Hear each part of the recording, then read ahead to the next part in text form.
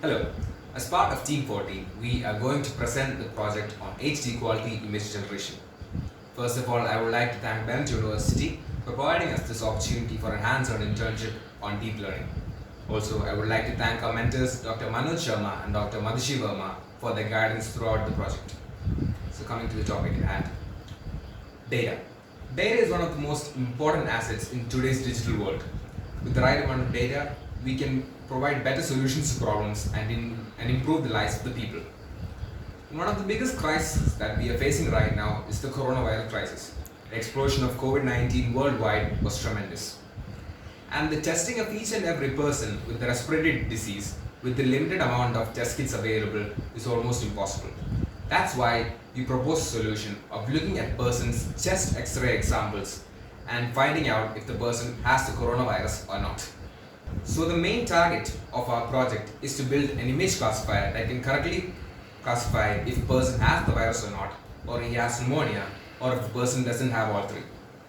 So using the traditional GAN or the generative adversarial networks, we can build an image classifier with high accuracy, like using the ProGAN or the Big GAN. But these require millions of images for training, which we do not have as coronavirus is relatively new. So we can tackle this problem by firstly generating more images using the WGAN. With the WGAN, we were able to generate the required number of images, but these were small, that is not of high, they were not HD. They were of size 128 by 128.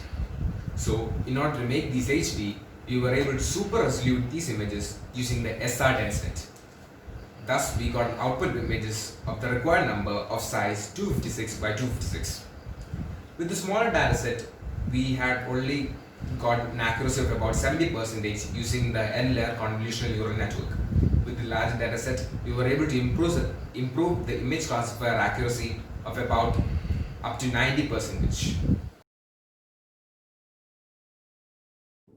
To overcome the problem of the small dataset, we applied the augmentation techniques like flipping and rotation. Even then, we were not able to generate the required amount of data for our classifier. So we decided to generate the images in 256 to 256.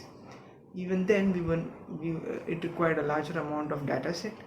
So we used the GAN model to generate the images in a lower resolution, that is 128 by 128.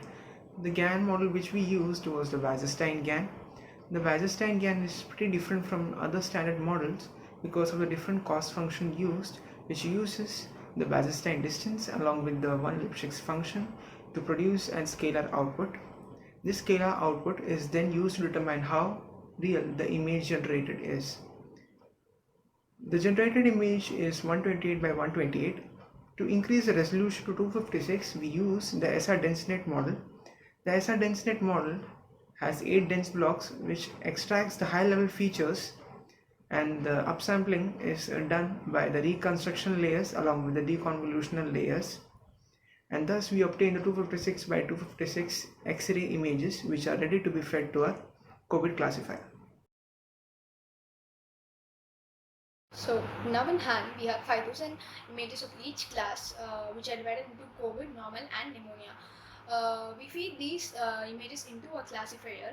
We chose to use multi-class classifier, which is used of instances of 2 or more classes. So we chose to use the classes of COVID, normal, and pneumonia, which is further subdivided into 2 sets of validation set and the training set.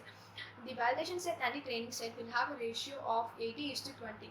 So the 20% of the validation set is set into the classifier, and it will run for a certain amount of time, and the validation accuracy we got is of 90% with some HD quality images, which is the output of our project.